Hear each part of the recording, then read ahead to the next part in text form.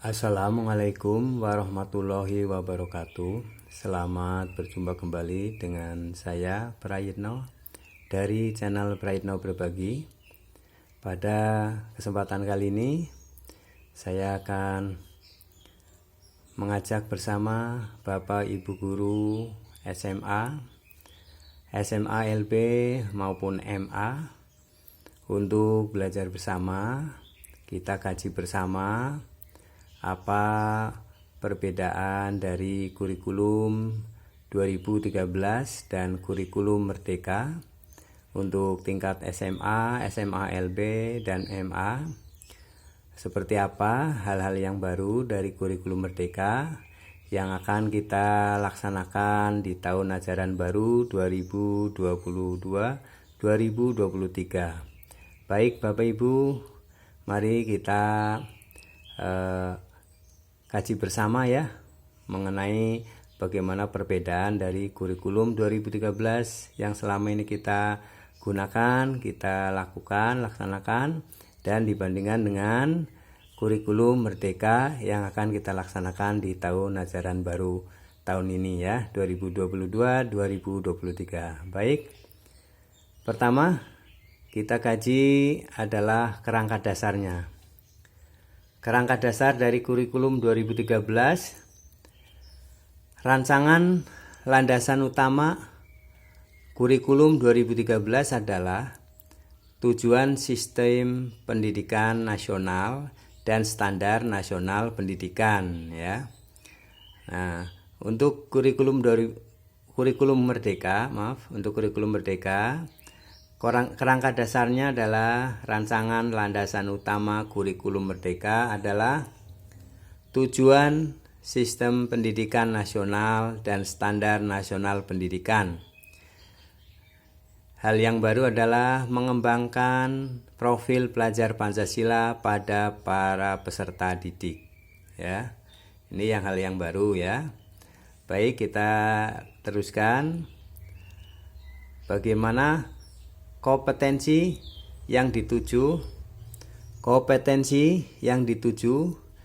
pada kurikulum 2013, kompetensi dasar atau KD yang berupa lingkup dan urutan ya, yang dikelompokkan pada 4 kompetensi inti atau KI, yaitu sikap spiritual, sikap sosial, pengetahuan, dan keterampilan. KD atau kompetensi dasar dinyatakan dalam bentuk poin-poin dan diurutkan untuk mencapai KI yang diorganisasikan per tahun. Nah, untuk KD pada KI 1 dan KI 2 hanya terdapat pada mata pelajaran pendidikan agama dan budi pekerti, dan pendidikan Pancasila dan kewarganegaraan. Nah, kompetensi yang dituju pada kurikulum Merdeka ya adalah berbeda ya dengan kurikulum 2013. Nah, pada kurikulum Merdeka kompetensi yang dituju adalah capaian pembelajaran yang disusun per fase. Capaian pembelajaran dinyatakan dalam paragraf yang merangkaikan pengetahuan, sikap, dan keterampilan untuk mencapai, menguatkan, dan meningkatkan kompetensi. SMA atau SMA LB, MA ya, atau istilahnya sederajat, terdiri dari satu fase E, umumnya setara dengan kelas 10 SMA. 2. Fase F, umumnya setara dengan kelas 11 dan 12 SMA ya, atau MA atau SMA LB. Nah, sekarang untuk struktur kurikulum.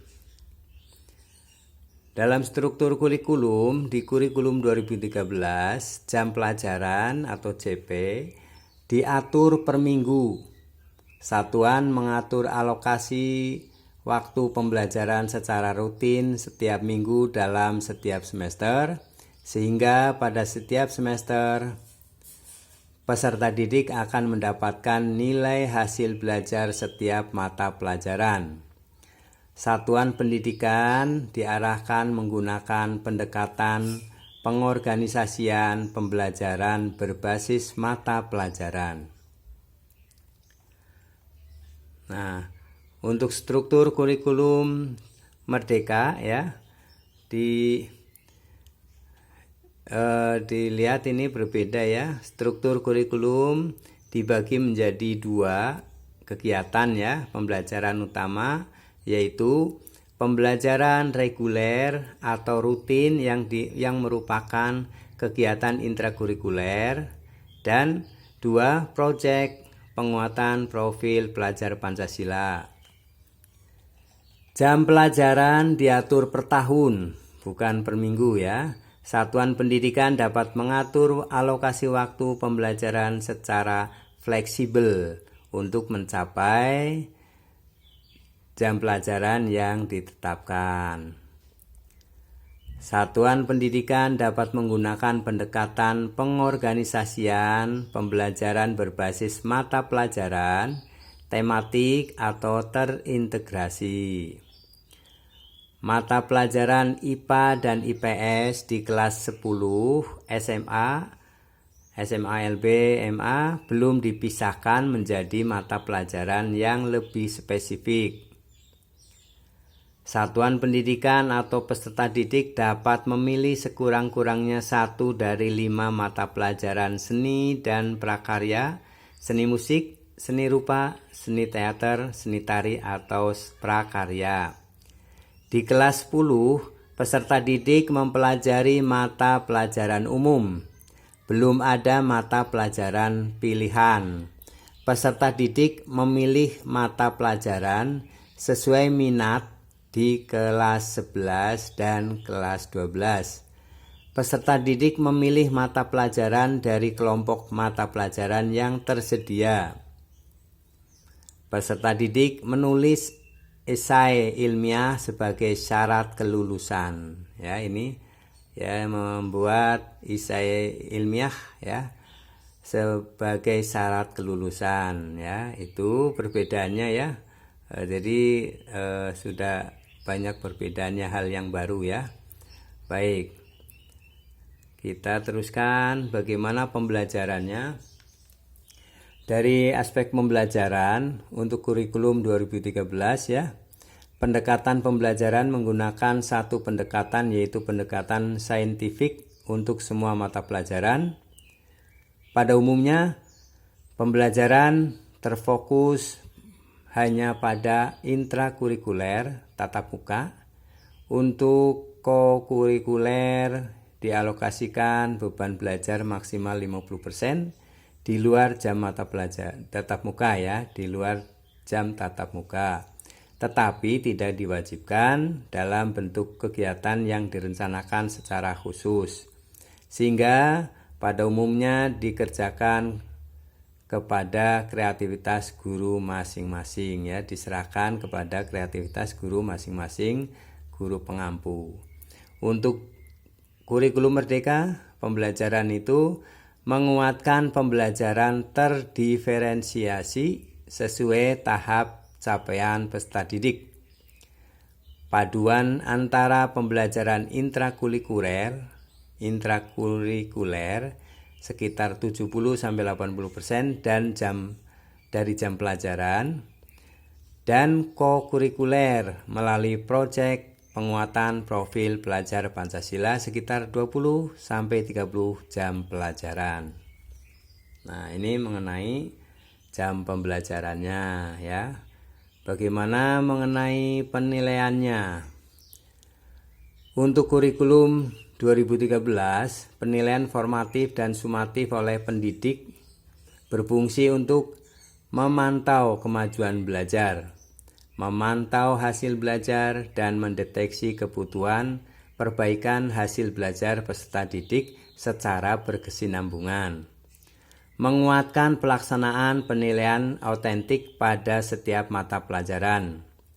Penilaian dibagi menjadi penilaian sikap, pengetahuan, dan keterampilan, ya, dipisah ya, penilaian sikap, pengetahuan, dan keterampilan. Sekarang apa bedanya dengan kurikulum merdeka? Penilaiannya bagaimana? Penilaiannya adalah penguatan pada asesmen formatif dan penggunaan hasil asesmen untuk merancang pembelajaran sesuai tahap capaian peserta didik. Menguatkan pelaksanaan penilaian autentik, terutama dalam proyek penguatan profil pelajar Pancasila. Tidak ada pemisahan antara penilaian sikap, pengetahuan, dan keterampilan yang dilaksanakan pada kurikulum 2003. Itu mengenai penilaiannya. Sekarang kita lanjutkan mengenai bahan perangkat ajar yang disediakan pemerintah, ya. Untuk kurikulum 2013, buku teks dan buku non teks sudah disediakan, ya. Kalau untuk kurikulum merdeka, di samping buku teks dan buku non teks, pemerintah juga menyediakan contoh-contoh modul ajar, alur tujuan pembelajaran, contoh proyek penguatan profil pelajar Pancasila, contoh kurikulum operasional satuan pendidikan.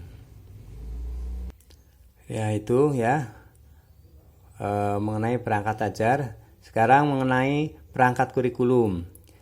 Pada kurikulum 2013, pedoman implementasi kurikulum, panduan penilaian, dan panduan pembelajaran setiap jenjang.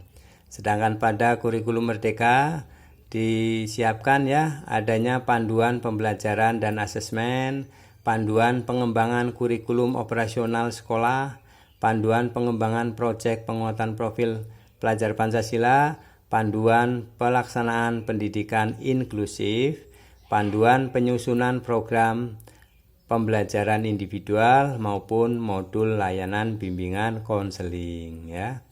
Itulah hal-hal yang membedakan, ya, antara kurikulum 2013 dan kurikulum merdeka, ya. Demikian, ya, sekilas mengenai perbedaan antara kurikulum 2013 dan kurikulum merdeka. Untuk dipahami mengapa kita harus mengetahui dulu perbandingan atau perbedaan dari kurikulum. Dengan mengetahui perbedaan kurikulum 2013 dengan kurikulum merdeka, maka kita akan lebih mantap, ya, untuk mengetahui sebab akan melaksanakan kurikulum merdeka di tahun ajaran 2022-2023. Baik Bapak Ibu, semoga ini bermanfaat, menambah wawasan, sehingga diharapkan Bapak Ibu guru akan lebih siap, ya, akan melaksanakan kurikulum paradigma baru dengan nama kurikulum merdeka, sehingga apa yang diharapkan pemerintah dan kita semua agar pulih kembali, ya, ketertinggalan dari pembelajaran akan bisa terselesaikan, dan semoga pendidikan Indonesia bertambah maju. Sekian, mohon maaf apabila ada kesalahan. Terima kasih atas perhatiannya telah menonton video ini. Sekian, semoga bermanfaat. Assalamualaikum warahmatullahi wabarakatuh.